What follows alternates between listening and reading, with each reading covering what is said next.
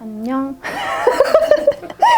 나는 이나연이라고 하고 별명은 낭녀야. 왜 낭녀냐면 내가 제주도에서 나무를 봤는데 그 나무를 보고 나무처럼 살고 싶다고 생각했거든. 그래서 제주도 말로 낭이 나무라는 뜻인데 그래서 별명은 낭녀고 고양이 3마리랑 살고 있고 가끔 영화를 만들어.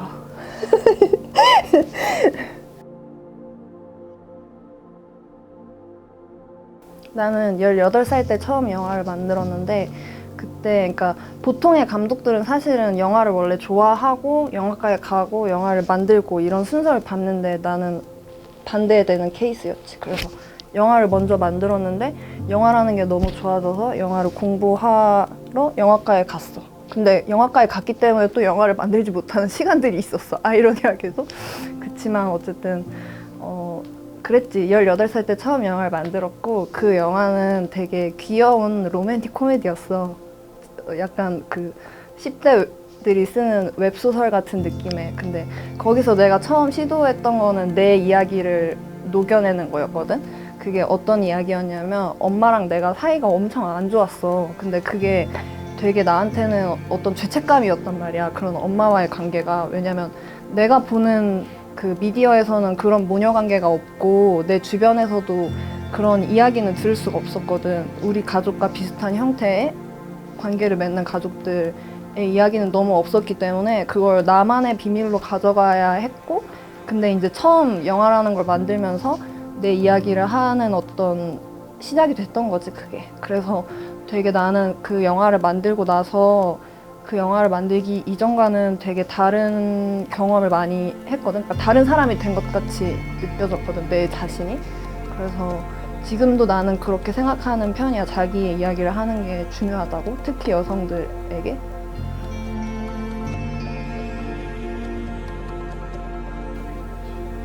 제일 원칙은 솔직함을 지키는 것. 이거는 사실 그 영화를 만드는 과정에서 소통할 때도 마찬가지이기도 하고, 그 아까도 얘기했지만 어쨌든 예술이라는 거는 그 얼마나 각기 다양한 삶이 있는지를 우리가 체험하고 그 안에서 어떤 연결감과 다름을 같이 느끼는 거라고 나는 생각하는데, 그렇기 때문에 자기의 이야기를 하는 게 가장 중요하다고 생각해. 특히 여성 창작자나 어떤 꼭 여성이 아니더라도 사실 되게 다양한 어떤 소수자성에 들어갈 수 있는 카테고리에 속한다고 생각하거든, 많은 사람들이. 그렇기 때문에 좀 주류의 이야기에서 하지 않는 나만이 할 수 있는 이야기를 내가 지켜가는 거가 나는 가장 중요하다고 생각하고, 그래서 내가 좋아하는 거, 왜 이런 얘기는 세상에 없는 거야? 내 얘기 내가 만들어야겠어. 약간 이런 거를 사람들이 가졌으면 좋겠어. 근데 그거 사실 지키는 게 엄청 어렵거든. 지금도 사실 어려워.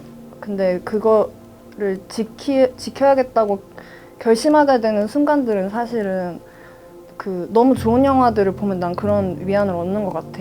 괜찮아. 너가 생각하는 거 하나도 틀린 거 없고 다 맞아. 네가 하고 싶은 거 해도 돼. 약간 이런 위안을 주거든. 내가 좋아하는 어떤 영화들을 보면. 그래서 그런 데서 어떤 용기를 얻기도 하는 것 같아.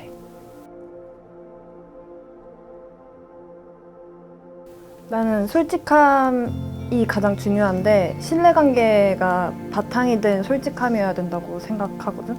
왜냐면 신뢰관계가 바탕이 되지 않았을 때는 그 솔직함은 상대를 찌를 수도 있어. 그래서 그리고 사실 학과에서 뭔가 어떻게 협업해야 되는지를 가르쳐 주진 않는다? 협업할 수 있는 조건만 만들어줄 뿐이지.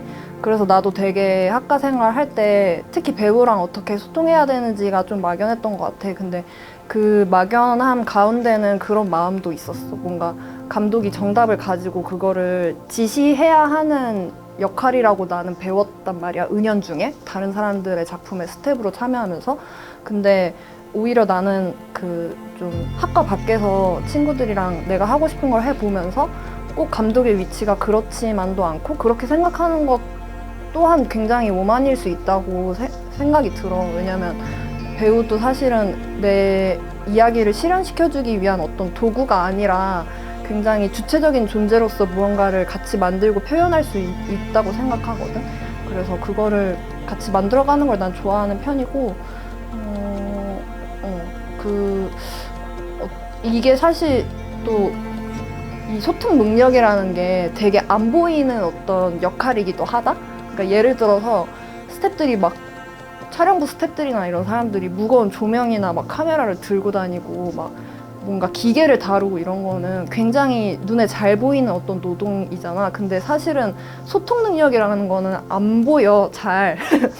그래서 그게 난 좀 속상하기도 해. 내가 얼마나 현장에서 소통을 잘하는데 이런 건 보이지도 않는구나. 약간 그런 생각도 들어서 속상하기도 한데, 근데 시간적 여유가 허락이 된다면 일단 해보는 편이긴 하거든. 왜냐면 나는 사실 이건 감독마다 다 다른 어떤 거라고 생각하는데, 내가 영화를 만드는 방식이나 내 방향은 내가 1부터 100까지 다 정답을 쥐고 그거를 뭔가 실현하는 방식이 아니라 좀 열어두고 같이 만드는 걸 난 좋아한단 말이야. 그래서 나는 잘 듣는 것도 감독의 역할이라고 생각을 해. 굉장히 중요한 역할. 그래서 시간적 여유와 이런 것들이 허락이 된다면 사실 되지 않아도 사실 들을 수 있어. 근데 생각해보면. 왜냐면 그걸 듣고 가야지 오히려 더 시간이 절약될 수 있다? 근데 우리가 마음이 급해지고 막 이러면은 그냥 빨리 테이크 가야 돼. 안 돼. 막 이렇게 쪼들리게 되잖아.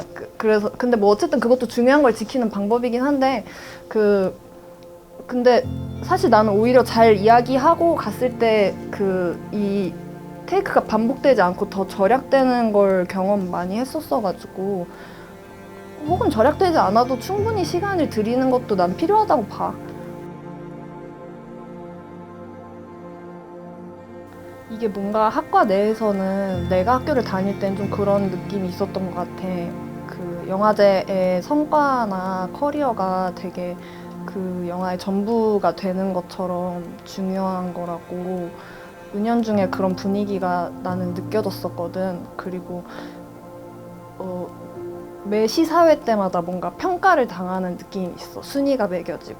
근데 이건 뭐 사실 어쩔 수 없는 거라고 생각하기는 하면서도, 사실 영화라는 것 자체가, 영화의 역할 자체가 뭔가 성과나 결과가 세상의 전부인 것처럼 삶이 그렇게 굴러가도 그게 결코 전부가 아니라 그 밖에 많은 이야기가 있다는 걸 알려주는 게 영화의 역할이잖아. 그래서 나는 사실 그 시기에 필요한 건 어떤 되게 다양한 시도와 실험이라고 생각을 하는데, 그런 거를 학과가 허락하진 않을 거야. 분명히 그것도 뭔가 리더가 있고 장이 있고. 나는 그래서 솔직히 얘기하면 예술대학에 뭔가 하나의 어떤 한 명의 리더, 한 명의 교수만 존재하는 거는 좀 좋지 않다고 생각하거든. 왜냐면 그것도 다 취향에 입거해서 좋은 영화를 판가름하는 게 분명히 있고, 근데 그 취향이라는 것은 내가 살아온 어떤 삶의 서사를 바탕으로 만들어지는 거잖아. 근데 우리가 전혀 다른 삶과 다른 시대를 살았는데 누구의 취향이 옳고 그른가에 대해서 평가하는 잣대도 다 다를 거란 말이야. 그래서 사실은 좀 여러 명이 팀피칭을 하는 게 예술학과에서는 필요하지 않나? 난 그런 생각도 좀 드는데, 그건 뭐 여러 가지 어렵겠지, 뭐 여러 가지로. 근데 아무튼 쫄지 말고 다양한 걸 해봤으면 좋겠어. 근데 나도 사실 그러지는 못했던 것 같은데, 영화를 만들고 싶어서 영화학과를 갔는데 도리어 영화를 못 만드는 시간들이 있었단 말이야. 왜냐면 내가 계속 부족한 것처럼 느껴졌거든. 영화를 만드는 사람의 입장이 되기에는. 정말 아이러니하지. 18살 때 처음 영화를 만들었고, 영화를 만들고 싶어서 영화학과를 갔는데 한 3년인가를 영화를 못 만들고 계속 스텝을 하고 그랬거든. 근데 우리가 뭔가 완성된 사람일 때 영화를 만드는 게 결코 아니고, 완성된 사람이라는 건 사실 존재하지도 않아. 그러니까 우리는 다 어떤 과정을 담는 거이기 때문에 그냥 지금 있는 그대로 자기의 이야기를 했으면 좋겠다, 뭐 그런 얘기를 하는 것 같아. 나는 사실은 학과에서도 물론 소중한 기억들이 많긴 했지만, 학과 밖에서 뭔가 친구들이랑 스터디처럼 막 달에 하나씩 막 영상을 만들어 본다든지 이런 식으로 협업을 하면서 그 배우랑 같이 하는 스터디였거든. 그런 걸 하면서 얻었던 것들이 되게 많아. 그리고 그 과정에서 뭔가 내가 영화학과에서 받았던 상처 같은 것들이 좀 치유가 됐었던 것 같거든. 왜냐면 전혀 다른 경험이었어. 그 영화학과에서는 뭔가 그래도 이게 평가가 된다는 어떤 압박감도 있고 버짓도 훨씬 커가지고 인원들도 훨씬 많았고, 근데 오히려 되게 내가 안전하다고 느끼는 공간에서 나를 신뢰하는 사람들과 작품을 만드는 경험을 했을 때는 되게 달랐거든. 그 작업을 만드는 과정이. 그래서 너무 좀 그 얘기를 하고 싶다. 그러니까 좋아하는 거를 하기 위해서 너무 오래 앓지 않았으면 좋겠어. 그냥 좋아하는 걸 할 수 있었으면 좋겠어, 나는. 이게 너무 순수한 얘기처럼 들리지 않았으면 좋겠고,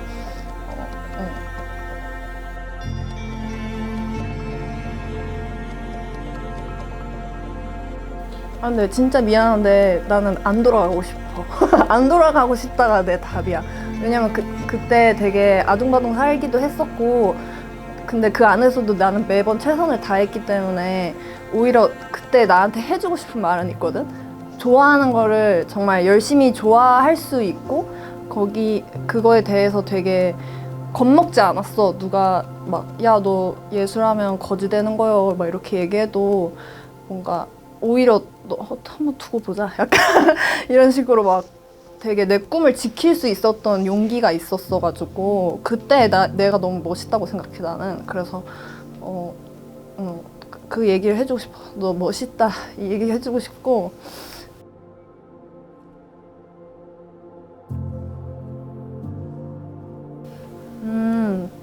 아무래도 다큐는 그 실제 인물을 담잖아, 내 카메라 안에.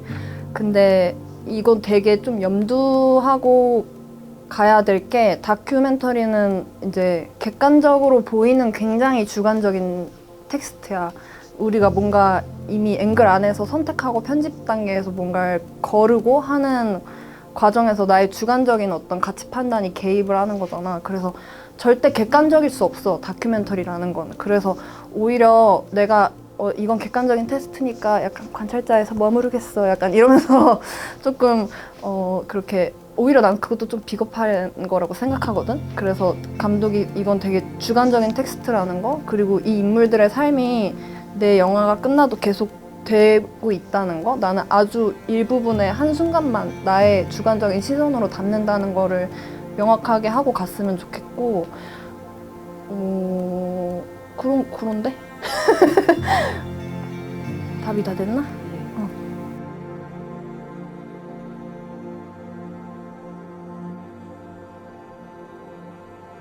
그 실이라는 제목도 그렇듯이 명선이 그 공간을 떠나고 봉제 노동을 하지 않는다고 우리는 생각하고 영화를 만들었는데, 그럴지언정 그 사람 몸 안에 쌓인 어떤 시간과 역사 같은 것들은 사라지지 않고 계속 다른 사람을 통해서 뭔가 연결되고 확장될 거라고 우리는 생각을 했어. 그래서 그렇게 끝날 수밖에 없었어.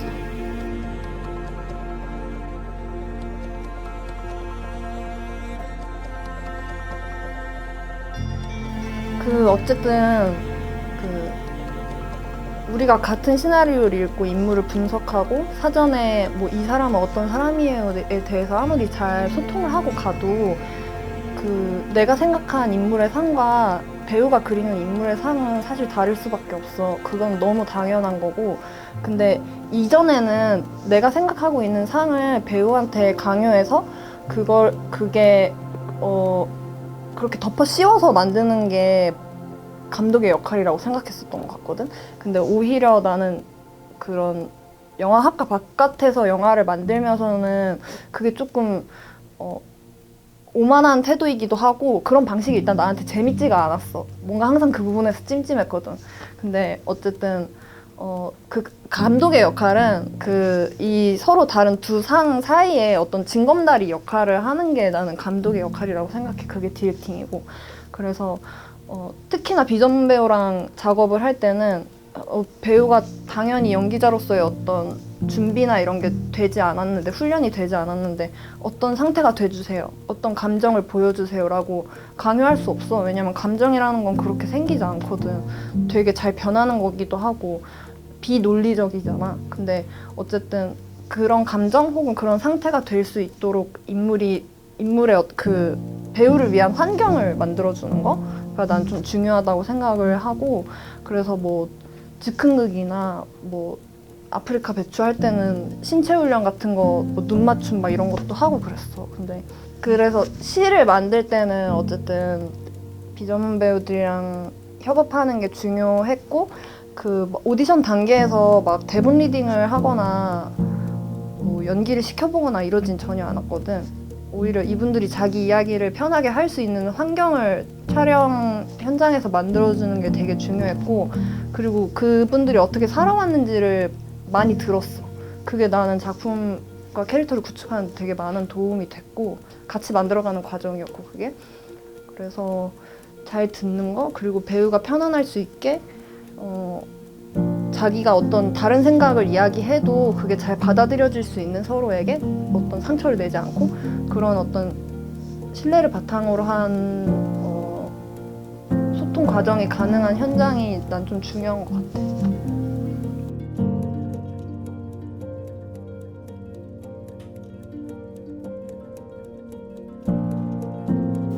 이게 나는 가족이 이사가는 과정이기도 한데, 사실은 이제 정신적으로 어떻게 가족으로부터 독립되는지, 정신적인 가족, 이 개개인들의 이사 과정을 그린다고 생각을 했었거든.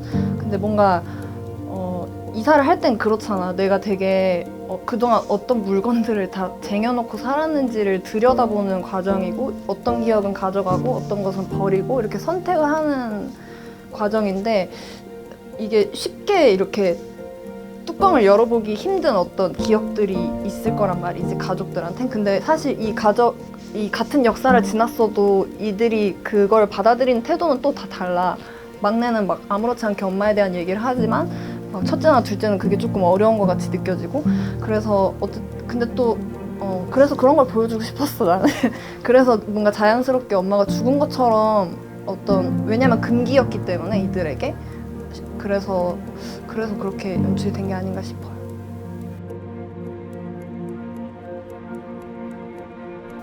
우리가 어쨌든 사회생활을 하다 보면 그 자연스럽게 어떤 카테고리 안에 속하고 분류가 되잖아. 근데 그 카테고리가 다 담지 못하는 이야기들이 분명 있을 거야, 모두에게.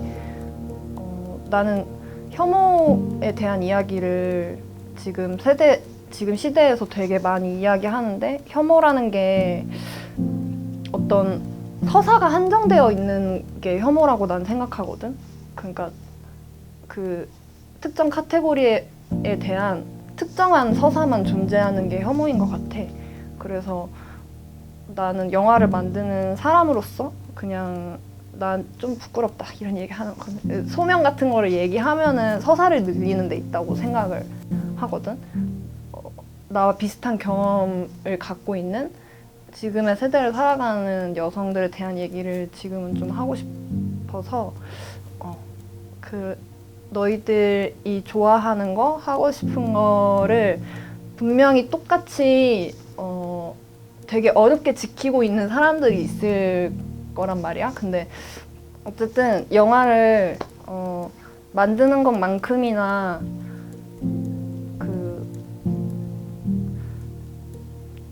누군가한테 가닿는 경험이 감독들한테는 되게 중요하다고 생각해. 그래서 영화제가 되게 중요하게 여겨지는 것 같거든, 감독들한테. 꼭 커리어 때문만이 아니라 나랑 비슷한 서사를 갖고 비슷한 취향을 갖고 있는 동료들을 만날 수 있기도 하니까.